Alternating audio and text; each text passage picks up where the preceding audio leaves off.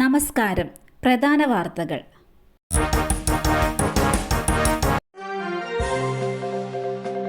പാംപ്ലാനി അവസരവാദി. ഇത്രയും ശക്തമായി അവസരവാദം പറയുന്ന മറ്റൊരാളില്ല.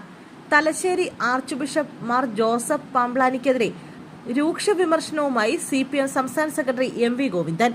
പാംപ്ലാനി അവസരവാദിയാണെന്നും ഇത്രയും ശക്തമായി അവസരവാദം പറയുന്ന മറ്റൊരാളില്ലെന്നും MV ഗോവിന്ദൻ പറഞ്ഞു.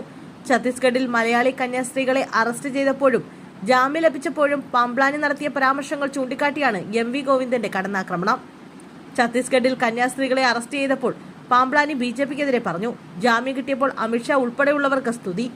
അച്ഛന്മാർ കേക്കും കൊണ്ട് സോപ്പിടാൻ പോയി.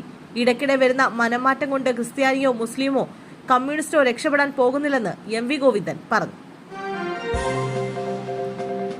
തിരുവനന്തപുരത്ത് മുതലപ്പുഴയിൽ വള്ളം മറിഞ്ഞ് 2 പേർ മരിച്ചു. 3 പേർക്ക് പരിക്ക്.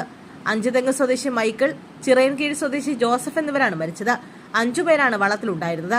3 പേർ പരിക്കുകളോടെ രക്ഷപ്പെട്ടു. തിങ്കളാഴ്ച വൈകിട്ട് 6:40 അപകടം. അഞ്ചുതെങ്ങ് സ്വദേശി അനുവിന്റെ ഉടമസ്ഥതയിലുള്ള കർമ്മലമാത എന്ന ചെറിയ വള്ളമാണ് മറിഞ്ഞത്. വാൽപ്പാറയിൽ വീണ്ടും പുലിയുടെ ആക്രമണം. 8 വയസ്സുകാരനെ പുലി കടിച്ചു കൊന്നു. അസം സ്വദേശികളുടെ 8 വയസ്സുകാരനായ മകൻ നൂറുൻ ഇസ്ലാമിനെയാണ് പുലി കൊന്നത്. വേവർലി എസ്റ്റേറ്റിലാണ് സംഭവം. വൈകിട്ട് 6 മണിയോടെയാണ് പാടിയുടെ സമീപത്ത് നിൽക്കുകയായിരുന്ന കുട്ടിയെ പുലി ആക്രമിച്ചത്. കുട്ടിയെ പുലി കടിച്ചുകൊണ്ടു പോവുകയായിരുന്നു. പിന്നീട് നാട്ടുകാർ നടത്തിയ തെരച്ചിലാണ് മൃതദേഹം കണ്ടെത്തിയത്. രഹന ഫാത്തിമ അയ്യപ്പനെ അധിക്ഷേപിച്ചെന്ന പരാതി. പോലീസ് നീക്കത്തിന് തിരിച്ചടി. ആക്ടിവിസ്റ്റ് രഹന ഫാത്തിമയ്ക്കെതിരായ കേസന്വേഷണം താൽക്കാലികമായി നിർത്തിവെക്കാനുള്ള പോലീസ് നീക്കത്തിന് തിരിച്ചടി. കേസ് റഫർ ചെയ്യാനുള്ള പത്തനംതിട്ട പോലീസിന്റെ റിപ്പോർട്ട് കോടതി നിരസിച്ചു. പത്തനംതിട്ട ചീഫ് ജുഡീഷ്യൽ മജിസ്ട്രേറ്റ് കോടതിയുടേതാണ് നടപടി. കേസ് അന്വേഷിച്ച് നടപടി സ്വീകരിക്കാൻ കോടതി ഉത്തരവിട്ടിട്ടുണ്ട്. ഫേസ്ബുക്കിലൂടെ അയ്യപ്പനെ അധിക്ഷേപിച്ചെന്ന പരാതിയിൽ എടുത്ത കേസിലാണ് കോടതി ഉത്തരവ്. നെഹ്റു ട്രോഫി വള്ളംകളിക്കായി 50 ലക്ഷം രൂപയുടെ ധനസഹായം പ്രഖ്യാപിച്ച് കേന്ദ്രം. 71ാമത് നെഹ്റു ട്രോഫി വള്ളംകളിക്കായി 50 ലക്ഷം രൂപയുടെ സെൻട്രൽ ഫിനാൻഷ്യൽ അസിസ്റ്റൻസ് നൽകാൻ ഉത്തരവിട്ട കേന്ദ്ര ടൂറിസം മന്ത്രാലയം.